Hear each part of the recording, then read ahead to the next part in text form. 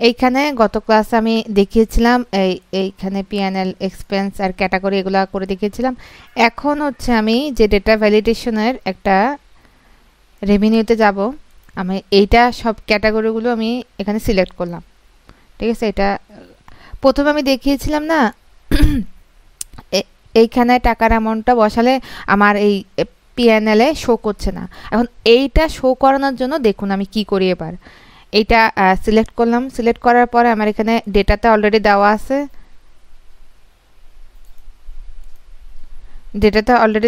তো ডেটাতে গেলাম। ডেটাতে যাওয়ার পরে এইখানে এই আইকনের এখানে খেয়াল করেন ডেটা ভ্যালিডেশন নামে একটা অপশন আছে, এটা ক্লিক করলাম। এটা ক্লিক করলে এইখানে লিস্ট আকারে আমি এটা সেটিং করছিলাম, এটা প্রথমে আপনাদের এনেবেলও আসবে, এনেবেলু থেকে আপনারা লিস্ট দিবেন।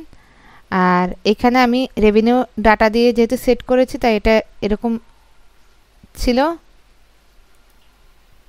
দেখুন এরকম ছিল ফার্স্টে। তো এখান থেকে আমরা লিস্টে নিলাম আর সোর্সের মধ্যে হচ্ছে আমরা ওই ক্যাটাগরিতে যাব, ক্যাটাগরিতে গেলে এরকম দেখাবে, এটা এরকম মুছে দিয়ে রেভিনিউ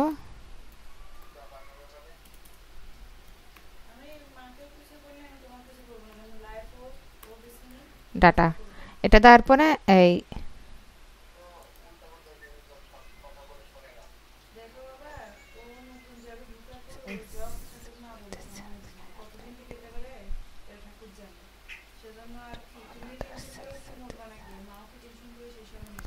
এখন কি হবে, এখন যদি আমি এইখানে 5,000 একটা টাকা দিই সাপোজ, দেখুন আদার সেলস না 5,000,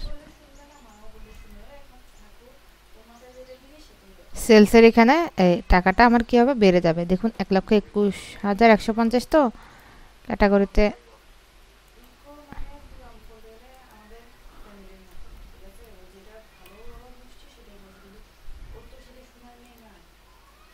দেখছেন টাকাটা কিভাবে চেঞ্জ হচ্ছে।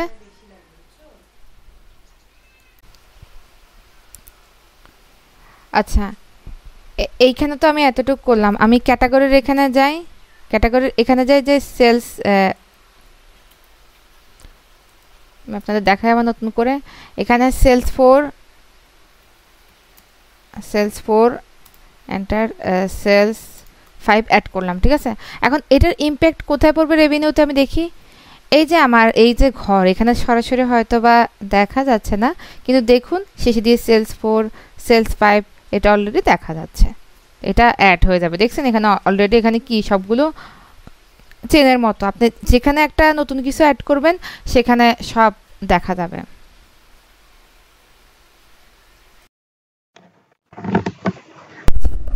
আমরা তো একটার প্রশ্নে একটা করলাম, এখানে এটা দেখালাম ক্যাটাগরি বলি, যেটা বলি এই যে ক্রিয়েট করে দেখালাম। এখন যদি আমি এখানে একটা নতুন নিউ অ্যাড করি, আমি আমার এক্সপেন্সের এখানে নিউ দেখতে পারবো, যে লাইনটা অ্যাড করে নিয়ে আমি এখানে কি করতে পারবো দেখতে পাবো। যাই হোক, এইখানে আমি এখন আমার এই যে এখানে চলে আসছি, এখানের উপর আমার নাম, আমার যেটা প্রফিট অ্যান্ড লস যে অ্যাকাউন্ট এইটা লিখবো,